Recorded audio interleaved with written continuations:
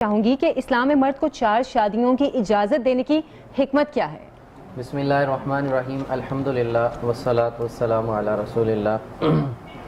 اسلام ایک دین فطرت اور دین حیات ہے، انسان کے ہر پہلو پہ اس کی رہنمائی بھی کرتا ہے اور اس کے نقصانات کا ازالہ بھی کرتا ہے۔ صحیح۔ اگر اس سے کوئی خطا ہو تو اس کے متعلق رہنمائی کر کے اسے معافی کی طرف بھی لے آتا ہے، اگر وہ خطا کی طرف جا رہا ہو تو اسے صراط مستقیم پہ بھی لے آتا ہے۔ صحیح۔ تعدد ازواج کے متعلق یہ ایک ایسا موضوع ہے جو ہر جگہ ڈسکس ہوتا ہے۔ قرآن مجید برہان رشید ہمیں اس کے بارے میں جو رہنمائی کر رہا ہے، کلام الہی میں فرمایا فَانْكِحُوا مَا طَابَ لَكُم مِّنَ النِّسَاءِ مَثْنَىٰ وَثُلَاثَ وَرُبَاعَ، خواتین میں جو تمہیں بھلی لگیں ان سے 1 2 3 4 تک نکاح کر سکتے ہو۔ اور آگے فرمایا کہ اگر تم عدل نہیں کر سکو گے فَإِن تَعْدِلُوا فَوَاحِدَةً، پھر ایک کافی ہے تمہارے لیے۔ عدل یہ معیار رکھا ہے۔ اور نکاح میں حکمت کیا ہے؟ نکاح منشاء خدا بندی ہے، ٹھیک ہے، حکم خدا بندی ہے۔ اور نکاح کی ابتدا کہاں سے ہوئی؟ پہلے اس سوال سے پہلے یہ ہمیں ڈسکس کرنا ہے اور اس کو سمجھنے کی ضرورت ہے، کیا نکاح ضروری ہے؟ نکاح کی ابتدا کہاں سے ہوئی؟ نکاح کیا شے ہے؟ نکاح کی ابتدا رب کائنات نے خود فرمائی ہے، حضرت آدم و حوا کے مابین۔ اب فرمایا پہلا نکاح جنت میں ہوا اور حضرت آدم علیہ السلام کا نکاح حضرت سیدہ حوا کے ساتھ ہوا۔ اور نکاح کا انداز تھا، اگر آپ اجازت دیں تو ایک بڑی ذوق کی بات ہے، جب نکاح ہوا تو حضرت سیدہ حوا کو پیدا کیا گیا، آدم علیہ السلام ان کی طرف مائل ہوئے تو فرمایا ابھی نکاح نہیں ہے۔ یہ بالطبع انسان کی جو ایک طبیعت ہے اس کے حوالے سے بھی اشارہ تھا۔ فرمایا نکاح کیا جائے گا، حق مہر ادا کرو۔ فرمایا یا اللہ حق مہر کیا ہے؟ فرمایا تم دونوں مل کے میرے محبوب علیہ السلام پہ 10 بار درود و سلام پڑھو، یہ تمہارا حق مہر ادا ہوگا۔ حق مہر ادا کیا گیا، رب تعالیٰ نے ان کا نکاح فرمایا۔ دونوں اپنے عقد میں آئے، پھر تخلیق انسانی، افزائش نسل اور پھر باقی سلسلہ دنیا میں آ کے شروع ہو جاتا ہے۔ نکاح منشاء خداوندی ہے۔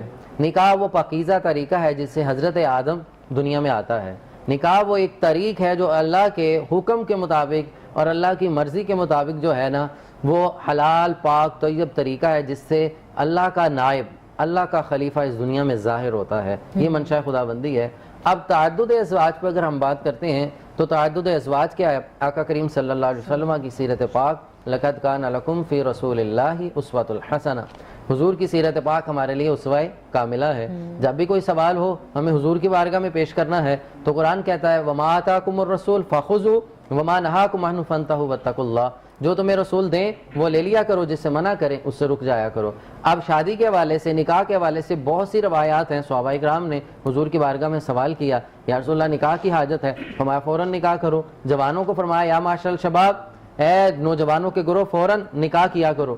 اگر تم اس کی استطاعت نہیں رکھتے تو پھر روزہ رکھا کرو، ضبط نفس کرو، گناہ کی طرف نہیں جانا، برائی کی طرف نہیں جانا، اپنے آپ کو آلودہ نہیں کرنا، پاک دامن رہو کہ تمہیں پاک دامن عورت مل سکے، خود پاکیزہ رہو کہ تمہاری نکاح میں پاکیزہ عورت آ سکے، تو اپنی نگاہوں کو باحیا رکھو کہ تم باحیا عورت کے نکاح میں جا سکو۔ اگر تم اس میں خیانت کرو گے تو تمہارے ساتھ بھی خیانت ہو سکتی ہے۔ یہ پہلے تربیت کی جا رہی ہے۔ اور تعدد ازواج، ایک سوال یہ بڑا اٹھتا ہے کہ اسلام کے اندر تعدد ازواج کا جو کنسیپٹ پایا جاتا ہے کہ بہت زیادہ شادیاں کی جاتی ہیں۔ سب سے پہلے مستشرقین کی طرف سے یہ سوال آیا کہ آپ کے نبی علیہ الصلوۃ والسلام نے بہت سی شادیاں کی، یہ کیا معاملہ ہے؟ انہوں نے نازیبا جملے بولے ہیں، ہم اس کے بالکل نہیں، ہم اس کا جواب دیتے ہیں۔